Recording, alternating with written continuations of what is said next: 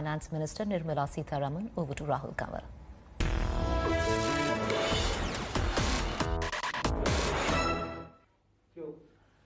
To talk about the government's approach in dealing with agitating farmers and the challenges in pushing through reforms in a country like India, we're joined at this time, live and exclusive on India Today, by the country's Finance Minister Nirmala Sitharaman. Ma'am, thank you so much for your time. I want to start by asking you about some of the concerns that have been raised by the protesting farmers. Their first and key demand is that there be a legally mandated provision in law which guarantees minimum support price for agricultural produce. This is an issue farmers feel very passionately about. The government has expressed its inability to incorporate this in law. Can you explain to our viewers at the start your government's reluctance in incorporating MSP into law? First of all, this set of laws which have been passed for the farming community, widely generally called farm laws, have nothing to do with the MSP, first of all. And therefore, doubts arising because of these laws about MSP may not be with adequate basis.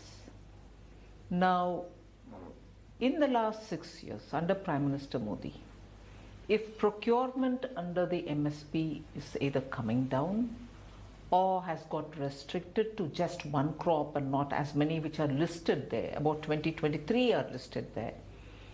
If procurement is not happening, or rates are not, fixed regularly or not announced early for the farmers to decide on sowing of the seeds, then any apprehension about the MSP and also its purpose and the actual benefits which may accrue out of it can be questioned.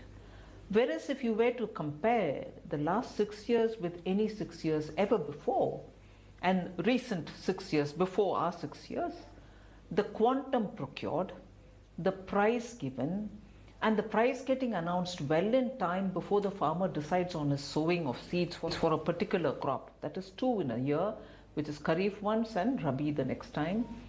And if after that the procurement has not happened adequately, then there is a reason to believe. On the contrary, in each of these categories, government has wheat, paddy, bajra, pulses, and many others which are listed. In each one of the category, the price given and also the actual procurement happening has been at least 1.5 times in some more in some crops, like let us say wheat and paddy. Some in between the two, in rice, paddy, it's even been 2.5% more, 2.5 times more.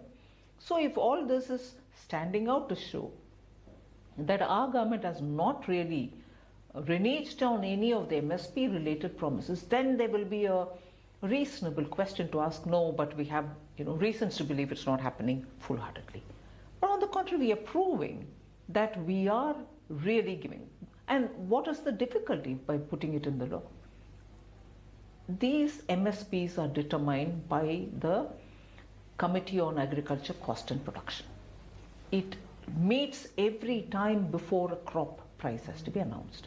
You put it in the law and then make it a point and become rigid, then the costing also will become so tight that even if you want a favorable change, it cannot ever happen.